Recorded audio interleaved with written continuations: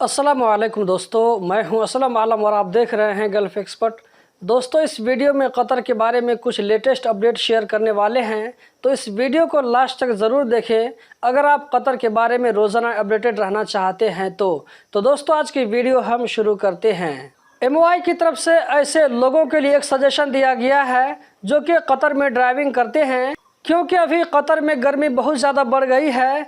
दिन के टाइम में टेम्परेचर हाई हो जाता है और ऐसे में गाड़ी में आग लगने का खतरा ज़्यादा होता है। तो गाड़ी में आग लगने से बचाव के लिए MOI ने 3 चीज़ों को गाड़ी के अंदर छोड़ने के लिए मना किया है। पहली चीज़ है पावर बैंक, जिससे आप अपने मोबाइल को चार्ज करते हैं। दूसरी चीज़ है परफ्यूम के बोतल और तीसरी चीज़ है हैंड सैनिटाइजर। अगर आप इन तीनों चीज़ों को गाड़ी के अंदर न रखें तो ज़्यादा बेहतर होगा। आज के दूसरे अपडेट में रैयान बल्दिया ने करी फ्रेश हाइपर मार्केट को 7 दिनों तक के लिए बंद कर दिया है, जहां पर नामुनासिब फूड मटेरियल दिए जा रहे थे, जैसा कि आप स्क्रीन पर देख सकते हैं। अगर आप भी कहीं पर इस तरह का वायलेशन देखते हैं, ख़राब सामान देखते हैं बिकते हुए, तो आप भी 184 पर कॉल करके कंप्लेन कर सकते हैं। 2-3 दिन पहले किसी भाई ने उम्मुल अफ़ाई अल फारिस कैंप में सामान के ज़्यादा रेट होने की बात कमेंट में लिखा था। मैं उनसे कहना चाहूँगा कि आप भी 184 पर कॉल करके कंप्लेन कर सकते हैं।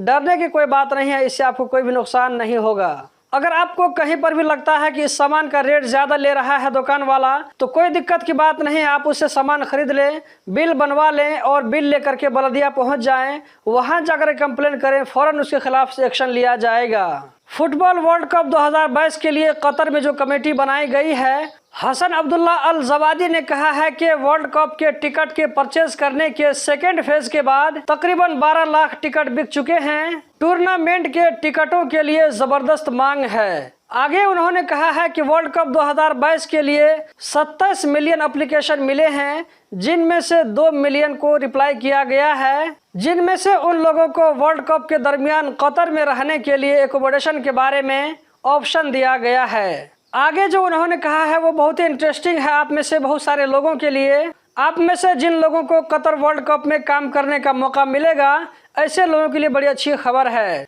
वो ये कि वर्ल्ड कप 2022 में काम करने वालों के लिए $28 बिलियन बजट को अलग किया गया है। इस फंड से उन लोगों को सैलरी दी जाएगी जो कि वर्ल्ड कप 2022 में काम करने के लिए सेलेक्ट होंगे। वीडियो के आखिर में बताता चलूं कि कतर में एक बार फिर से कोरोना के केस में बढ़ोतरी देखी जा रही है। अब ये डेली केस 600 को पार कर चुका है। कतर में 22 जून को पिछले 24 घंटों में 671 कोरोना के नए केस रिकॉर्ड हुए, जबकि पिछले 24 घंटों में 451 लोग इस वायरस से रिकवर हो गए। कतर में भी कोरोना के एक्टिव केस की तादाद 4219 है। तो दोस्तों, यही थी आज की वीडियो। उम्मीद करता हूँ ज़रूर पसंद आई होगी। इस वीडियो को लाइक करके आगे भी शेयर करें। इस वीडियो को देखने का बहुत बहुत शुक्रिया।